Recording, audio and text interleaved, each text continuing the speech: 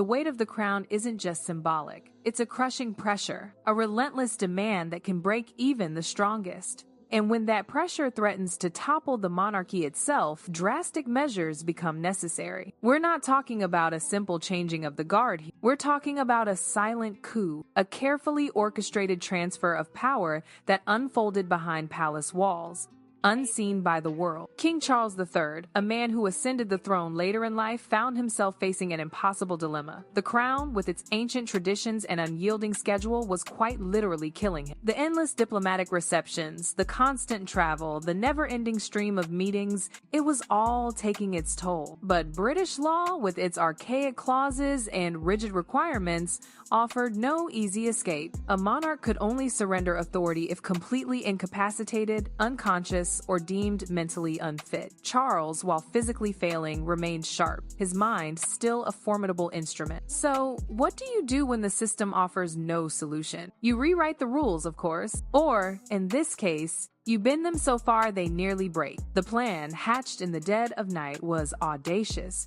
A secret decree granting Prince William the true reins of power, while Charles would retain the title of king. A power-sharing arrangement, a silent partnership designed to save the monarchy from collapse.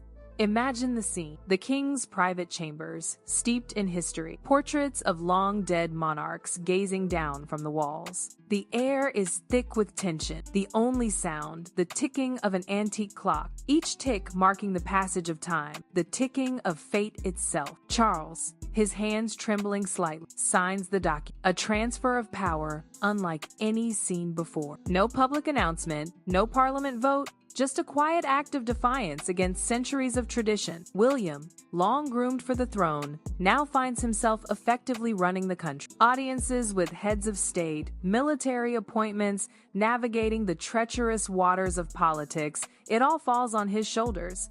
Charles, meanwhile, becomes a figurehead, a symbol of continuity while the future moves forward. It was a revolutionary act, a silent revolution within the walls of Buckingham Palace. But such a momentous decision couldn't be made in a vacuum. Charles confided in two individuals above all others, Prince William and Princess Anne. The meeting, unrecorded, unofficial, a secret convergence of the kingdom's most loyal heir. Anne, ever the pragmatist, understood the stakes immediately. William, while grasping the necessity of the move, foresaw the inevitable storm. He knew that Camilla, queen consort, would never accept such a diminishment of her own power.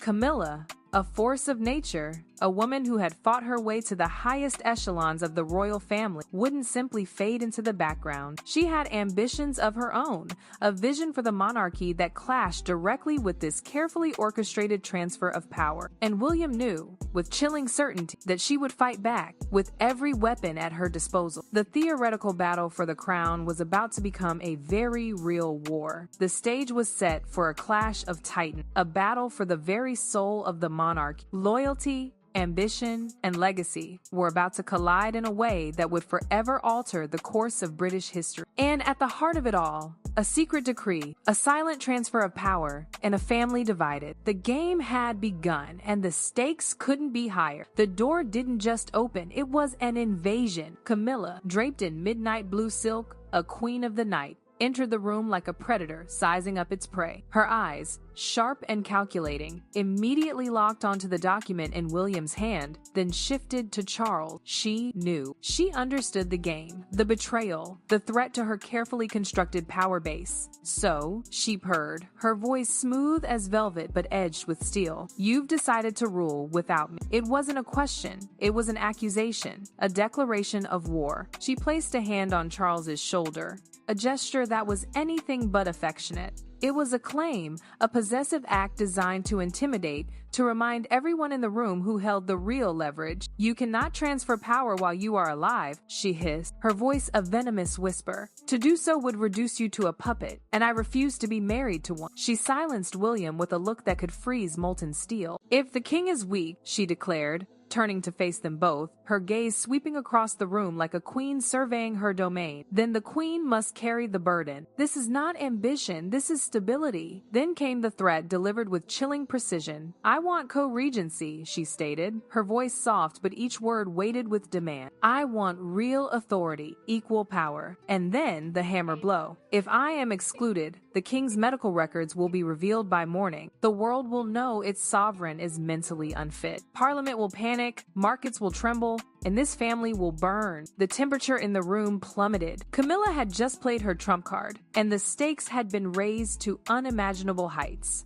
Anne, ever the loyalist, stepped forward, her voice cutting through the tension like a blade. You are a consort, she stated, her voice unwavering, not a sovereign. My mother never intended for you to be anything more. Camilla's grip tightened on Charles's shoulder, and the king flinched, a subtle betrayal of the pressure she was exerting. You need me, Camilla whispered, no longer bothering to conceal her threat. William is untested. Anne is rigid. I am the only one who can control what comes next. The war was out in the open now, no longer confined to whispers and secret meetings. It was raw, visceral, and terrifyingly real. Dawn broke over London to a city in turmoil. The headline screamed of a king in crisis, a power struggle within the palace wall. Anonymous sources, undoubtedly orchestrated by Camilla, painted a devastating portrait of Charles, confused, forgetful, barely capable of functioning. William was portrayed as the ambitious son, seizing power under the guise of duty, isolating his ailing father. The narrative was toxic, and it was spreading like wildfire. At Kensington Palace, William watched in stunned silence as his reputation was systematically dismantled. She did this, he said, his voice trembling with barely suppressed rage. Kate, ever the steadying influence, placed a hand on his arm. It's psychological warfare, she said softly. She isn't aiming at Parliament or policy. She's poisoning the public's perception, and she's brilliant at it. Across the country, sympathy began to coalesce around the devoted, protective wife, while suspicion and distrust swirled around William. Each hour that the story dominated the headlines, his legitimacy eroded further, and the monarchy itself appeared weaker, more fragile in the public eye. Camilla, meanwhile, observed the chaos with quiet satisfaction, refining the narrative, perfecting its timing and tone. She was a master manipulator, a puppet master, pulling the strings of public opinion with ruthless efficiency. But Anne was not one to be underestimated. While Camilla waged her media war, Anne was mobilizing, dissecting Camilla's plan with surgical precision. Isolate the king, poison the narrative, seize control through legal loopholes. It was a soft coup, legal, invisible, lethal, and Anne was determined to stop it. Anne summoned William and the Archbishop of Canterbury to Gatcombe Park, her Gloucestershire estate, a sanctuary far removed from the palace intrigues. No aid, no phone, just the bare bones of a war council. She greeted them with a shotgun, disassembled and laid out on a table. The message was clear. This was a serious matter, a fight to the death of the monarchy as they knew it. This is no longer a family dispute, she declared, her voice like honed steel. It's an attempted seizure of the crown. She laid bare Camilla's strategy. The queen consort had been working the Privy Council, whispering in the ears of influential members. Should Charles be declared incapacitated under the existing legal framework, Camilla, as his spouse, would automatically secure a seat on the Regency Council, one vote all she needed to block William indefinitely. A silent coup, perfectly legal and utterly devastating. William ran a hand through his hair, the weight of his father's isolation pressing down on him. She controls access to father. I can't even speak to him without triggering another media firestorm. That's precisely the point, Anne retorted, her gaze unwavering. She has weaponized time itself. The Archbishop, a man of quiet authority, offered a glimmer of hope. He revealed that he had already drafted an alternative decree, based entirely on the king's original intentions. A direct partial transfer of power to William, bypassing the Regency Council altogether. But, he cautioned, it requires one thing, a fresh signature, given willingly. with independent witnesses present. Anne's eyes narrowed, sharp as a hawk. "Then tonight," she stated, her voice laced with determination, "we take the palace back." She outlined the plan with military precision. Guard rotations would be altered under her authority as an honorary colonel. Loyal units would be reassigned, questionable soldiers quietly removed. Camilla's surveillance network would be rendered blind. "We are not extracting the king," Anne emphasized. "We are confronting the lie." William hesitated. "She'll accuse us of treason." Anne smiled, a thin, dangerous curve of her lips. "Let her," she said. "By morning, she won't have a throne to threaten us with." 11 o'clock. Big Ben's chimes echoed through the silent London streets. Within Buckingham Palace, the corridors were eerily deserted, cleared with the precision of a commando raid. Guards loyal to Anne stood motionless,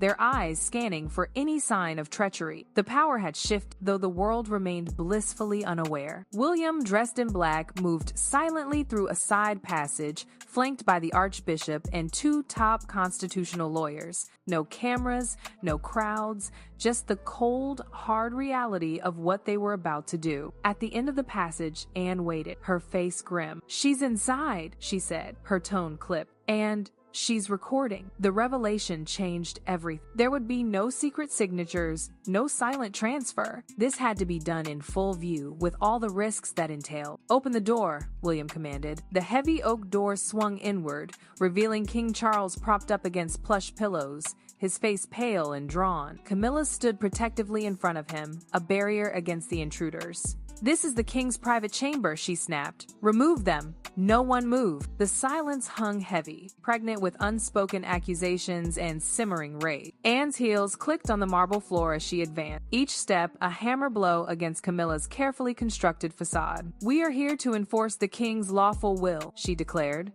William knelt beside his father, taking his hand. "Father, we need to end this tonight," he said, his voice steady but urgent. Camilla thrust a folded document into Charles's trembling hands. "Sign this," she urged. "They're forcing you to abdicate." "Enough," the Archbishop intoned, raising the cross on his chest. "Your Majesty, Queen Consort, coercing a reigning monarch into signing a constitutional document without lawful witnesses constitutes treason under the Act of 1351. The word treason reverberated through the room. Camilla froze, then shifted into practiced despair, tears welling in her eyes as she dropped to her knees beside Charles. "They want to erase you," she sobbed. "They want to humiliate us," Charles wavered, torn between loyalty and fear.